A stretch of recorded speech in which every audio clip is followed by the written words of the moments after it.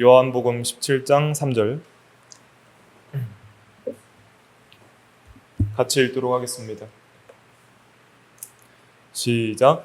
영생은 곧 유일하신 참 하나님과 그가 보내신 자 예수 그리스도를 아는 것이이다. 아멘.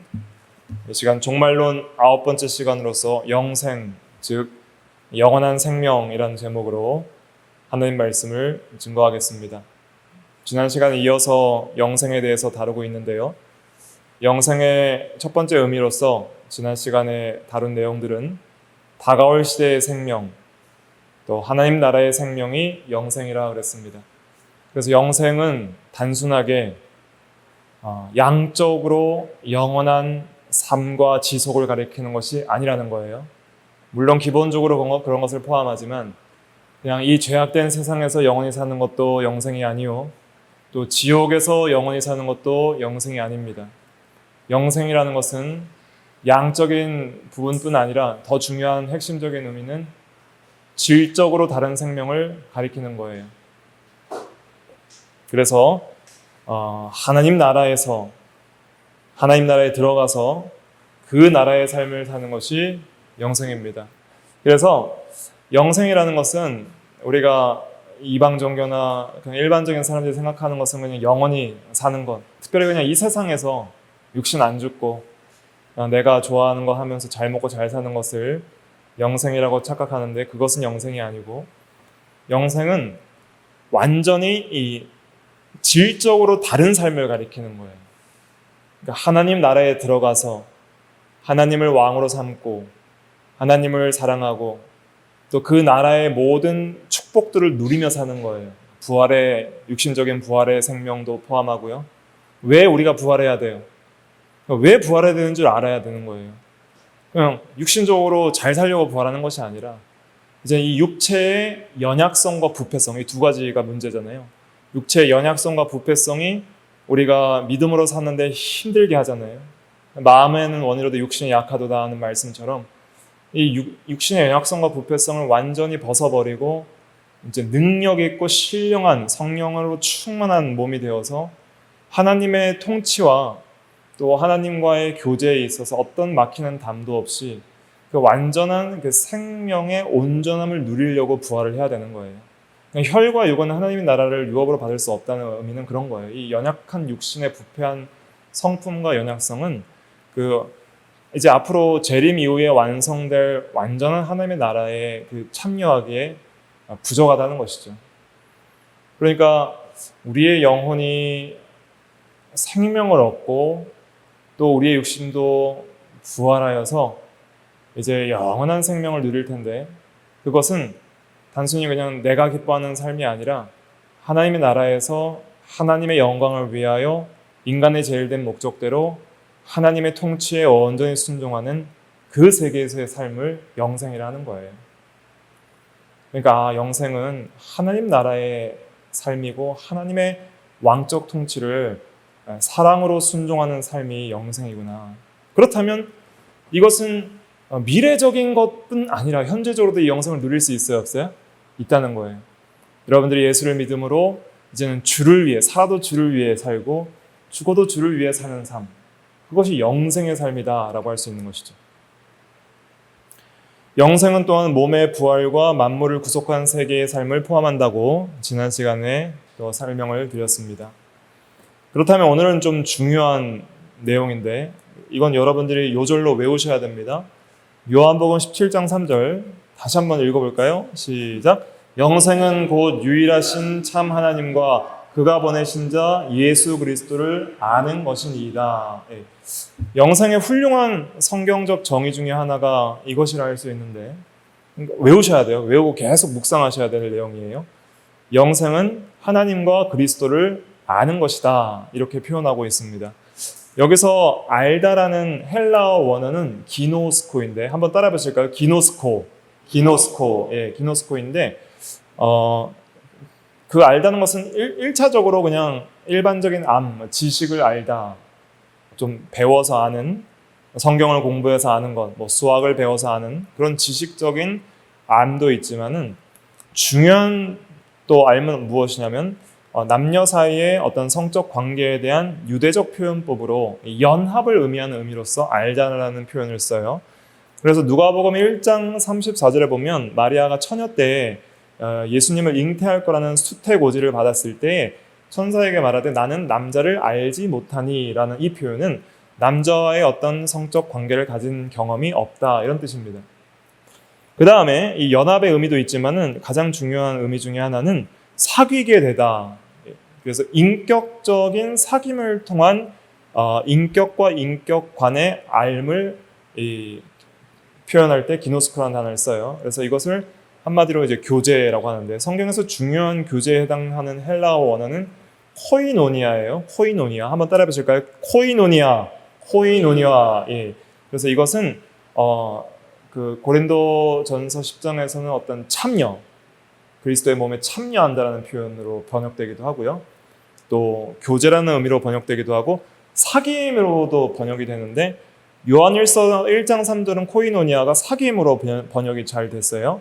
한번 요한일서 1장 3절 읽어볼게요. 시작. 우리가 보고 들은 바를 너희에게도 전함은 너희로 우리와 사귐이 있게 하려 함이니 우리의 사귐은 아버지와 그의 아들 예수 그리스도와 더불어 누림이라. 예, 여기서 말하는 사귐을 누림이라 하는 것이 이게 영생의 의미예요.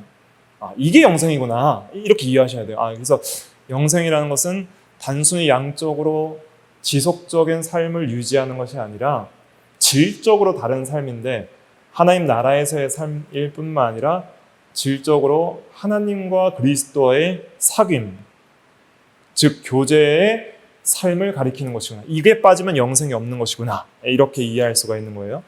그래서 지옥에서 영원히 하나님과 단절돼서 슬피 울며 이를 갈멸 삶을 영생이라 하지 않고 영벌 혹은 영원한 사망이라고 신학적으로 표현하는 것이죠. 그래서 이 복음, 우리가 보고 들은 바를 너희에게도 전함은 할 때 이것은 복음이에요. 복음을 전한 이유는 우리와 사귐이 있게 하리니 성도의 교제를 가리키는 거예요. 성도들과의 사귐은 아버지와 예수 그리스도와 더불어 사귀는 것이다. 그래서 우리 성도들의 사귐도 항상 그 사귐에 단순히 육체 중심의 사귐만 있어서는 안 되고 어떤 인간적 관계에서의 사귐만 있어서는 안 되고 하나님과 그리스도 예수와 더불어 성령 안에서의 교제가 진리 안에서 이루어져야 된다. 이것을 우리가 생각할 수 있습니다. 그래서 나눠드린 프린트를 좀 읽어드리면서 설명드리면 요한복음 17장 3절에서 말하는 이 지식이라는 것은 경험적 지식을 의미하는 것이에요. 이 지식은 알을 가리키죠. 인격적 관계 혹은 교제를 의미합니다. 이걸 외우세요. 인격적 관계와 교제를 의미하는 거예요. 그래서 우리가 어떤 사람을 안다라고 표현할 때에는 그 사람과 교제하고 있다는 것을 의미하고 그이와 관계를 갖는다는 것을 뜻하며 우리가 서로 간에요. 서로 상호 간의 우정 관계를 유지했다는 것을 의미합니다.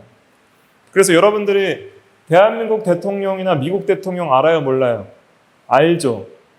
근데 그것을 안다고 했을 때 이름을 알고 뭐 출신을 알고 뭐 키를 알고 취미를 알고 그것은 그냥 피상적으로 그 사람에 대한 지식 정보를 아는 것이지 그 사람을 인격적으로 내가 알고 그 사람도 나를 알아서 서로 우리가 친한 관계를 맺고 교제한다는 뜻은 아니죠.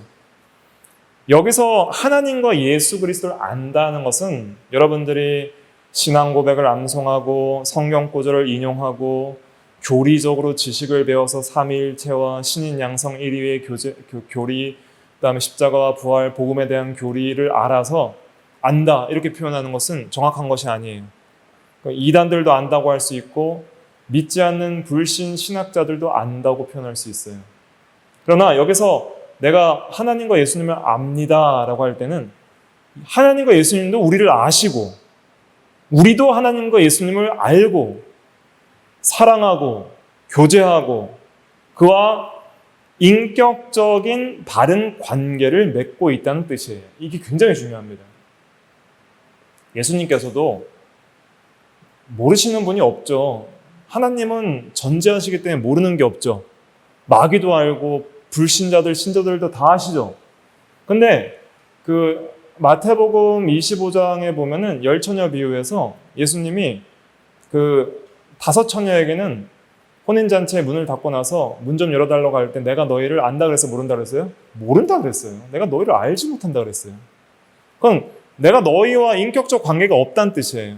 하나님은 모든 것을 전지하신 능력을 아시지만은 그러나 그와 인격적으로 특별히 교제하는 사람은 자신이 구속한 백성들밖에는 없는 거예요.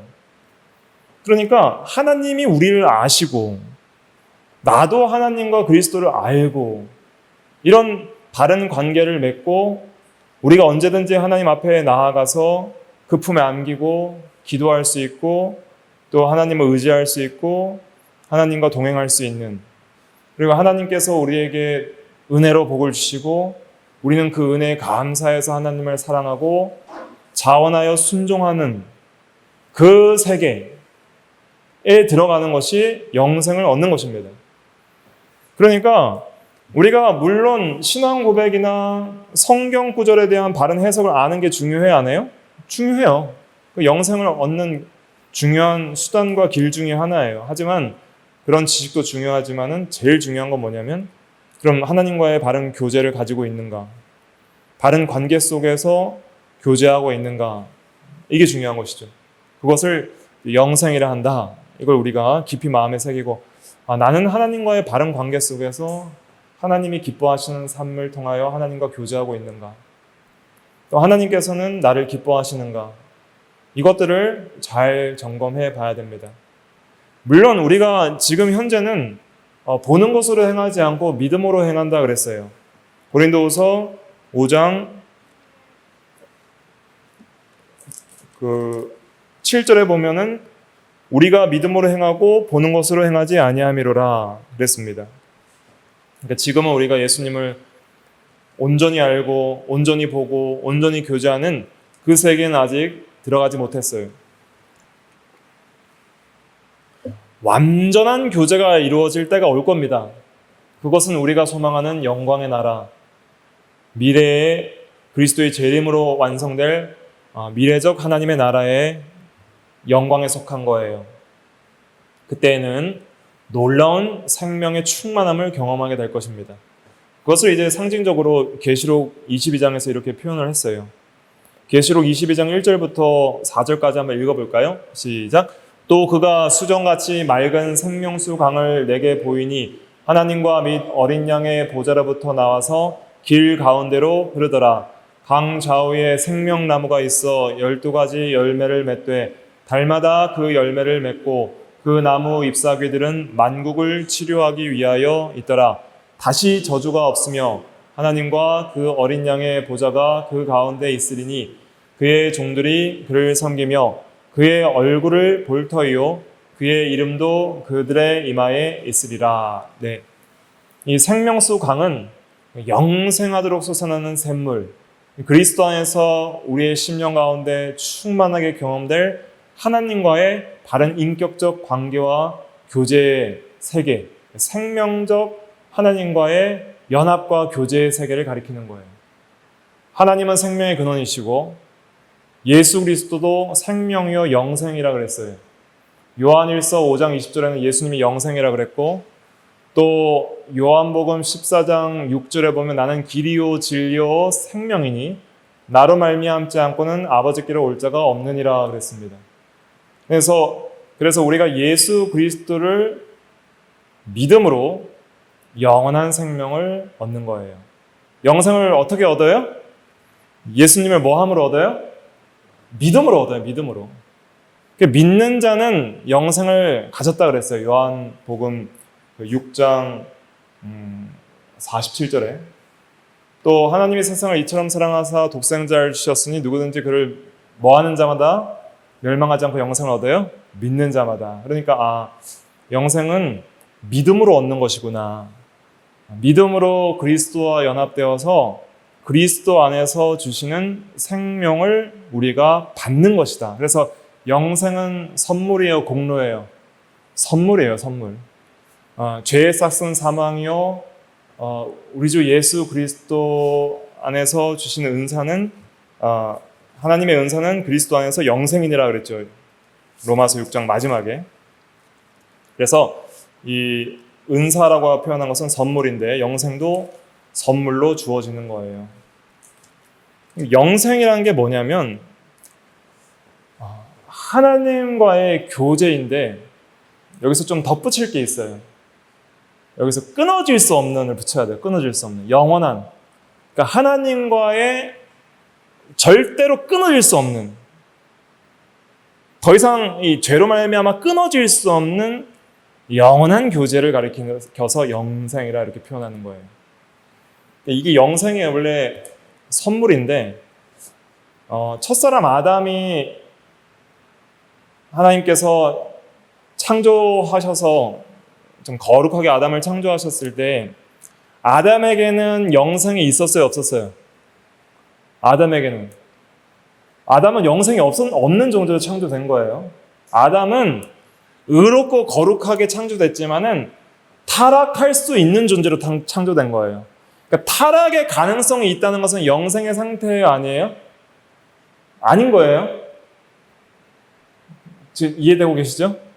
다시 타락할 수 있는 상태는 영생이 아니에요. 그래서 인간의 사종 상태가 있는데 그 타락 전 상태는 죄를 지을 수 있는 상태, 타락할 수 있는 상태 이렇게 표현하고요. 그 다음에 범죄한 이후에 전적 부패한 상태는 죄밖에 지을 수 없는 상태, 그 다음에 중생 이후의 상태는 죄를 안 지을 수 있는 상태, 그 다음에 완전히 영화되어서 이제는 영생이 완성된 상태는 죄를 지을 수 없는 상태라 표현해요. 그러니까 타락할 수도 없고 죄를 지을 수 없는 상태가 영생이에요. 그러니까 하나님께서 아담에게 선악을 알게 하는 나무의 열매를 먹지 말라, 그리하면 반드시 죽으리라. 이 말은 하나님의 말씀을 불순종하면 죽지만 순종하면은 영원한 생명을 얻는다는 생명의 언약이었어요. 그러니까 만약에 첫사람 아담이 인류의 대표로서 온전하게 순종해서 순종의 의를 통해서 생명에 이르렀다면 영생을 획득하는 거예요. 영생은 하나님의 언약 안에 약속된 선물이고요. 그것은 행위 언약 안에서는 나의 순종의 의로 획득할 수 있는 선물이었어요. 근데 아담이 그렇게 영생을 획득했다면 우리는 모든 인간은 태어나면서부터 영생의 상태로 태어날 수 있었던 거예요. 근데 첫사람 아담이 실패한 이후에는 모든 인류는 이제는 영벌의 상태로 태어나요. 영원히 멸망받을 수 없는 상태, 전적 부패한 상태, 더 이상 예수 그리스도를 통한 구속의 은혜가 없으면은 멸망할 수밖에 없는 상태로 태어나는 거예요. 그런데 예수께서 오셔서 하신 일이 뭐냐면 아담 안에서 모든 인류가 받아야 될 영벌을 대신 받으신 거예요. 영원한 형벌을 대신 받으신 거예요.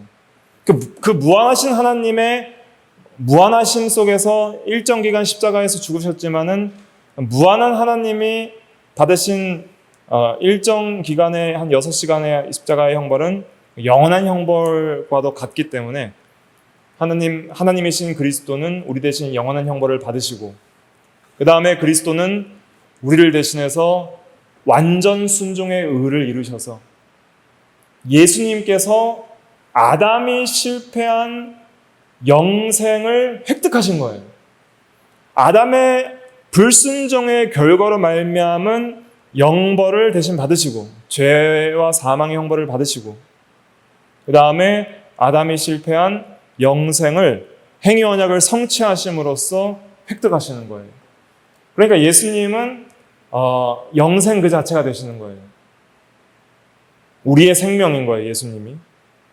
그래서 예수님을 믿음으로써 우리가 하나님과의 완전한 교제와 그 영원한 생명적 관계에 들어가는 거예요. 자, 그러면은 예수를 믿는 성도는 하나님과 다시 끊어지거나 다시 타락할 수 있어요, 없어요? 없어요. 한 번 구원은 영원한 구원이에요. 성도의 견인 교리에 의해서.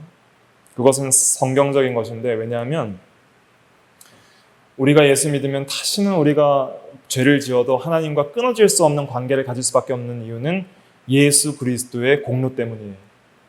우리의 공로 때문이 아니에요. 우리가 잘나서 하나님과 관계가 좋고 우리가 못하면 관계가 끊어지는 그런 관계가 아니라 영생은 그리스도를 통하여 대리적 속죄와 그 다음에 우리 대신 성취하신 의와 생명 때문에 그것을 믿음으로 값없이 우리가 받기 때문에 그리스도의 공로 때문에 영원토록 하나님과 끊어질 수 없는 영원한 교제와 생명적 관계를 가지는 것이 그게 구원받은 은혜예요. 이걸 잘 이해하셔야 됩니다.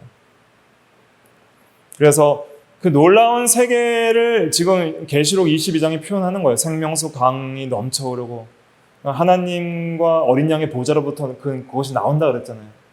그러니까 하나님과 특별히 그리스도로부터 그 놀라운 생명의 역사들이 나오는 거예요. 성령 안에서 의와 평강과 희락과 하나님과의 사귐과 교제에 들어가는 것이죠.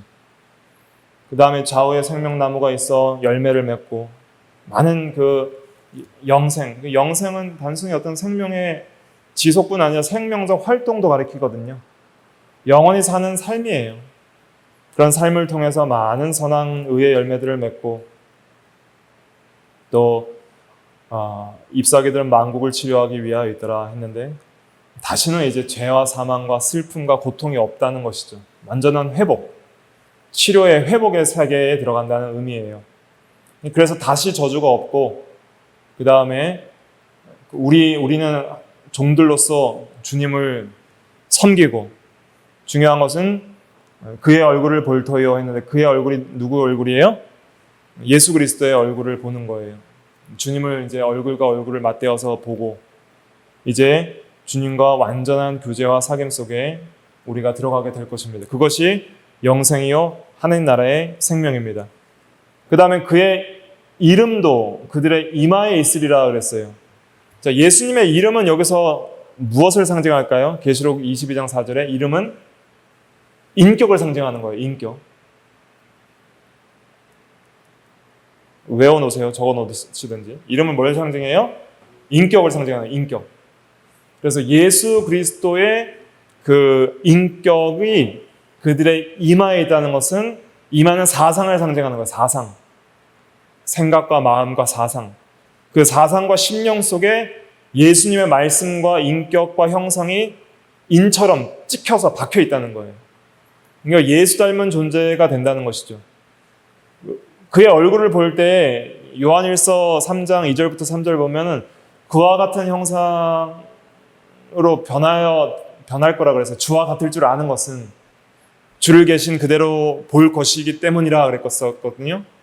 그래서 우리의 인격이 이제는 영화되어서 참으로 주님의 인격을 닮은 존재로서 주님과 더불어 교제할 거예요. 근데 거기서는 이제 큰 자와 작은 자가 있어요. 그러니까 인격은 다 이제 거룩해지고 의로워지는데 장성한 인격이 있고 좀 어린아이와 같은 성도가 있어요. 하나님 나라에도 큰 자가 있고 작은 자가 있다 그랬어요. 예수님이랑 교제하려면 좀 커였으면 좋겠어요? 작았으면 좋겠어요? 크면 좋은 거죠.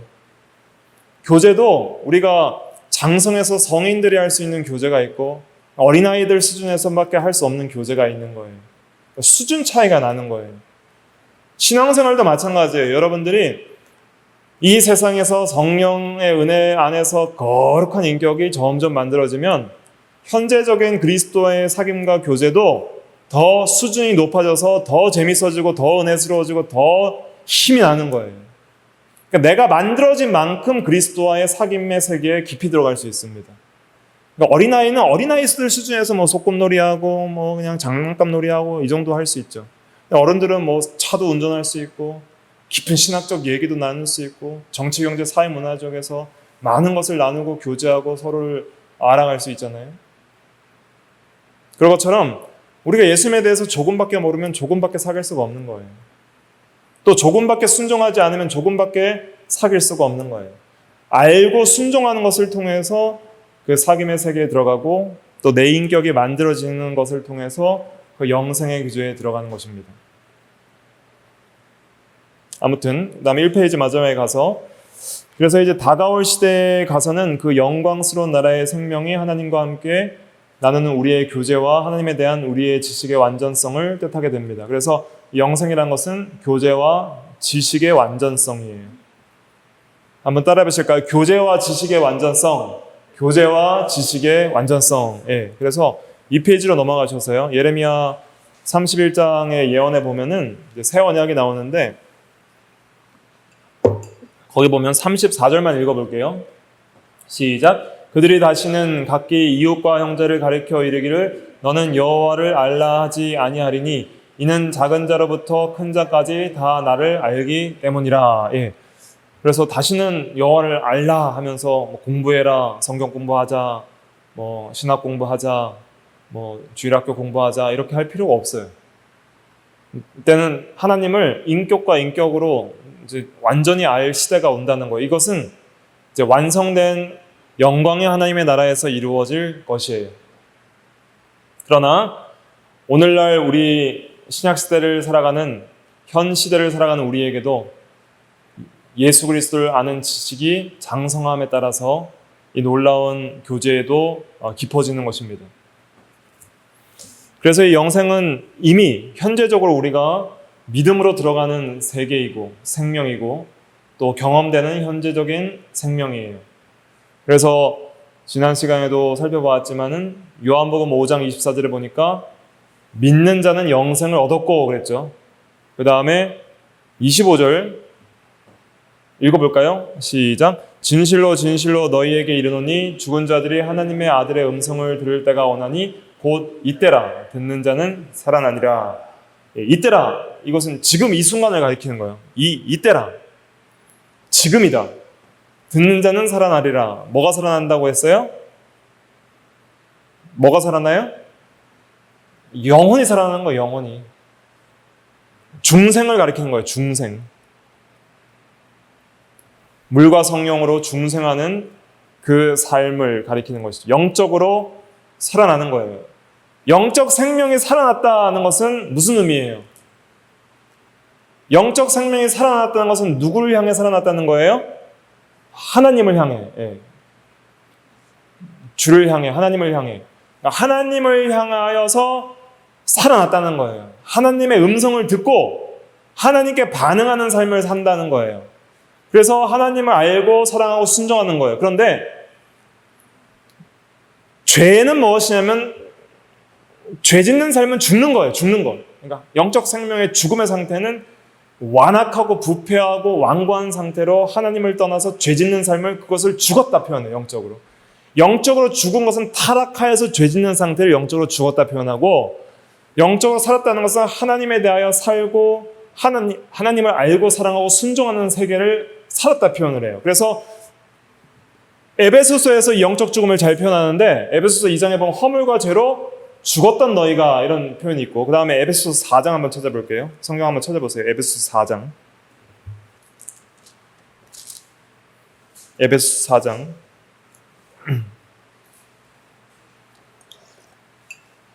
18절입니다. 18절. 영적 그 사망의 상태를 이렇게 표현하고 있는데 에베소서 4장 18절 같이 읽어볼게요. 시작. 그들의 총명이 어두워지고 그들 가운데 있는 무지함과 그들의 마음이 굳어짐으로 말미암아 하나님의 생명에서 떠나 있도다. 그들이 감각 없는 자가 되어 자신을 방탕에 방임하여 모든 더러운 것을 욕심으로 행하되 이게 죽은 거라는 거예요. 영적으로 죽었다는 것은 활동을 하지 않는다는 뜻이 아니라 마땅히 영혼이 활동해야 될 대상에 대해서 죽어있다 이런 뜻입니다. 영적 죽음은 영혼이 활동하지 않는다는 것이 아니라 마땅히 살아서 움직여야 될 대상인 하나님과 그의 말씀에 대해서 듣지 않고 총명이 어두워지고 무지함과 하나님의 진리와 거기에 대한 지식이 무지함과 마음이 굳어짐으로 말미암아 순종하지 않는 완악한 마음으로 하나님에 대하여 죽어있다는 거예요. 이게 영적 죽음의 상태예요. 그러니까 듣는 자는 살아나리라 했을 때 하나님께서 우리의 생명을 살려주시는 거예요. 그 생명을 살려주시니까 예수 믿는 거예요. 중생의 은혜와 회개와 믿음의 은혜를 통해서 영생의 상태로 들어가게 주권적으로 하나님께서 그 역사하셔서 우리를 구원하신 겁니다. 우리는 그 어떤 인간도 스스로 하나님을 믿기를 싫어해요. 좋아하지 않아요. 하나님의 생명에서 떠나 있었지만은 하나님이 먼저 우리에게 찾아와 주셔서 우리를 불러주셨기 때문에 우리가 그 음성을 듣고 응답한 거예요. 그래서 우리가 하나님과 교제를 나누기 시작했습니다. 이 영생의 세계는 하나님에 대한 진리를 깨닫는 것이 포함이 돼요. 반드시 진리를 깨달아야 돼요. 하나님과의 깊은 사귐과 교제에 들어가려면 진리를 많이 배워야 됩니다. 근데 성경은 단순히 지식적 차원에서 끝나는 것이 아니라 반드시 행하는 데까지 나아가는 것을 명령하고 있어요. 그래서 요한일서 1장에도 보면은 2페이지 마지막에 보면 사귐에 대해서 말하고 있으면서 그 다음 6절 7절 읽어볼게요. 시작. 만일 우리가 하나님과 사귐이 있다고 하고 어둠에 행하면 거짓말을 하고 진리를 행하지 아니함이거니와 그가 빛 가운데 계신 것 같이 우리도 빛 가운데 행하면 우리가 서로 사귐이 있고 그 아들 예수의 피가 우리를 모든 죄에서 깨끗하게 하실 것이오. 여기 중요한 것은 어둠에서 행하는 것은 사귐이 아니라 그랬어요. 이건 죄 짓는 생활을 가리키는 거예요. 진리를 행하는 것, 빛 가운데 행하는 것, 이게 영생이고 사귐이라는 거예요. 그래서 영생은 하나님에 대해서 진리를 아는 것뿐 아니라 하나님과의 인격적 교제인데 진리를 행하는 삶 속에서 이 교제가 이루어지는구나. 진리를 행함이 중요한 거예요. 진리를 행함. 그래서 예수님은 요한복음 12장 50절에서 영생을 가리켜서 그의 명령이라고 그냥 말했어요. 한번 읽어볼까요? 요한복음 12장 50절 시작. 나는 그의 명령이 영생인 줄 아노라. 그러므로 내가 이르는 것은 내 아버지께서 내게 말씀하신 그대로니라 하시니라. 예. 여기서 하나님의 명령 그 자체가 곧 영생이라는 거예요. 베드로도 영생의 말씀이 주께 있사오니 우리가 네게로 가오리이까 그랬잖아요. 요한복음 그 마지막에. 그러니까 명령 자체가 영생이라는 표현은 영원한 생명은 그의 명령을 지키는 삶에 있다는 거예요.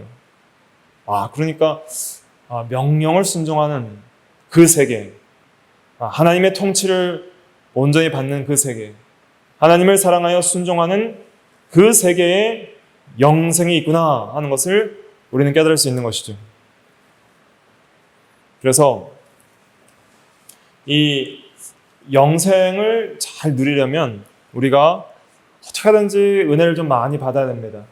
그래서 성령의 인도와 주장을 받고 우리 마음이 좀 새롭게 되어서 이 하나님의 명령을 좀 자원하여 순종하여 더욱더 깊이 온전한 순종에 이를 수 있도록 그렇게 애를 써야 되는데 그러한 순종이 어떤 억지와 무거운 짐이 아니라 그것이 하나님과의 동행과 교제의 삶인 줄 알고 그 명령의 순종을 통해서 또 진리를 알고 행함을 통해서 그 하나님과의 교제가 이루어지는 것을 우리는 추구해야 되는 거예요. 이것은 그냥 어떤 우리의 인간의 공로를 쌓는 것이 아니고 또 어떤 행위를 자랑하기 위함도 아니고 단순히 하나님께 나의 행위를 어떤 뽐내기 위함도 자기 만족을 위함도 아니고 지식적으로 자기 만족하고 교만하기 위함도 아니고 온전히 이 목적은 하나님의 진리를 알고 순종함으로써 하나님과 그리스도와의 사귐과 교제 속에 들어가는 것이 최종 목표다 하는 것을 깨닫고 그렇게 그 목표를 향해서 우리가 부단히 진리를 배우고 행해야 되는 것이죠. 왜냐하면 진리가 하나님과의 교제 속으로 우리를 이끌기 때문입니다. 굵은 글씨만 볼게요. 근데 여전히 우리가 좀 부족하죠. 이제 우리가 완성될 하나님의 나라에 들어가면 우리가 지금 교파적으로 교리적으로 차이가 있고 고민하는 모든 것들이 다 해결될 거예요. 모든 문제가 다 해결되고 교리적으로 다 통합이 되고 오해가 없을 거예요. 근데 지금은 지식이 많이 부족해요. 불완전해요. 고린도전서 13장 12절 읽어볼게요. 시작. 우리가 지금은 거울로 보는 것 같이 희미하나 그때에는 얼굴과 얼굴을 대하여 볼 것이요 지금은 내가 부분적으로 아나 그때에는 주께서 나를 아신 것 같이 내가 온전히 알리라. 지금은 과거 거울은 청동 거울 같아서 좀 희미해요. 희미해서 잘 보이지 않죠. 우리도 지금도 우리의 육체의 연약성과 부패성과 우리의 지식의 불완전함 때문에 진리를 아는데도 희미하고요. 예수 그리스도를 알고 사귀고 교제하는데도 많이 희미해요. 희미해도 믿음으로 의지하고 힘써 그 세계에 들어가도록 우리가 하나님을 은혜를 구해야 됩니다. 순종하길 힘써야 돼요. 그러면 점점 더 그 세계가 밝아져요. 빛의 세계이기 때문에. 하나님 나라는 빛의 세계고 의의 세계고 평강의 세계이기 때문에 계속 빛을 추구해서 나가면 빛 가운데로 들어가게 되어 있어요. 영혼이 밝아지고 심령이 밝아지고 그 세계가 점점 밝아오는 거예요. 그 밝아오는 것들을 경험해야 됩니다. 하나님이 내 안에 계심이 느껴지고 하나님이 내 인격, 내 더럽고 추한 인격, 어둠의 일을 벗어버리고 빛의 갑옷을 입게 하시는 그 놀라운 변화의 새 생명의 역사, 하나님에 대하여 죽었던 생명을 살리셔서 이제는 무지하고 타락한 죄악의 종로 타던 생명의 세계에서 그 삶의 세계에서 하나님 나라의 삶의 세계로 우리의 삶을 변화시키는 그 역사들을 봐나가야 돼요. 왜 희미하냐면 너무 무지하고 죄가 많고 믿음이 없어서 희미한 거예요. 불순종하고 나가니까 희미한 거예요. 순종이 눈을 뜨는 겁니다. 순종이 눈을 뜨는 거예요. 예수님께서 날 때부터 맹인된 자에게 진흙을 눈에 발라 붙이시고 어디 가서 씻으라 그랬어요? 실로암 못에 가서 씻으라 그랬어요. 그럼 물이 안약도 아니고 진흙도 안약이 아니에요. 그 눈을 뜨게 한 것은 뭐예요? 순종이에요. 순종. 예수님의 명령대로 순종했을 때 눈이 떠지는 거예요. 그것처럼 우리가 왜 희미하냐면 순종하지 않으니까 희미한 거예요. 믿음이 없으니까 희미하고 불순종하니까 희미하고 안 보이는 거예요. 그런데 믿습니다. 하나님을 의지합니다. 순종합니다 하고 순종하면 밝게 보이는 거예요. 아, 이게 하나님 나라구나. 이게 영생이구나. 이것이 하나님께서 우리와 함께 하시는 증거구나. 하나님의 역사구나. 생명이구나. 이런 것을 이제 경험하게 되는 거예요. 근데 부분적으로 알아요. 부분적으로 알지만 그 참된 알미예요. 부분적으로 알지만 그건 진짜예요. 진리의 세계고 빛의 세계고 하나님이 함께 하시는 생명의 세계고 이 세상 죽어가는 영적으로 죽어있는 사람들은 알 수 없는 받은 자밖에 알 수 없는 그 세계가 있어요. 하지만 우리에게 소망이 있으니 마지막 때에 하나님 나라가 완성되면 이제 온전하게 알게 될 것이라는 소망이 있어요. 지금도 조금이라도 빛이 비춰져서 순종해 나가면은 이 세계가 조금씩 밝아지는 것도 기뻐 죽겠는데 그 완전한 세계가 나에게 올 때는 그 영광의 찬란한 그 세계를 얼마나 우리가 기쁨으로 맞이할 것인가 하는 소망이 있는 거예요. 그런 소망을 가지고 참고 인내해야 됩니다. 인내하고 그 세계에 들어갈 수 있도록 더욱더 소망을 가지고요. 지금은 좀 부분적으로 알기 때문에 우리가 좀 겸손과 관용이 필요해요. 그러니까 하나님을 향해서는 내가 이 정도밖에 알지 못합니다, 주여. 말씀을 탐구하고 순종한다고 했지만 아직도 깨닫지 못하고 부족합니다, 주님. 주여 나를 붙드소서 하면서 겸손한 마음으로 주님을 끝까지 의지하시고 다른 형제들에 대해서는 좀 모른다고 해서 비판하거나 나와 다르다고 해서 비판하고 무시하고 할 것이 아니라 좀 관용을 가지고 겸손한 마음으로 혹시 나도 잘못 깨달을 수도 있고 또 그 형제가 나보다 다른 면에서는 더 잘 깨달을 수 있을 것이라는 그 생각을 가지고 좀 사랑하고 관용하고 하나님에 대해서는 겸손, 형제에 대해서는 관용으로 우리가 나가는 것이 지금 우리가 영생을 누리는 방법이라 할 수 있겠습니다. 아무튼 영생은 곧 유일하신 참 하나님과 그가 보내신 자 예수 그리스도를 뭐 하는 거예요? 아는 것이라고 해서 아는 것. 아는 것은 교제예요. 교제, 사귐, 코이노니아. 그 교제는 진리를 알고 행함에 있다. 그리고 그 세계가 있다. 순종하고 들어갈 때에 그 영생에 복된 세계가 있다. 그것을 우리가 경험해 나가는 게 중요합니다. 이런 경험이 없으면 신앙생활이 힘이 없어요. 그러니까 이런 세계에 좀 들어갈 수 있도록 우리가 더욱더 하나님을 의지해야 되겠습니다. 다 같이 기도하겠습니다.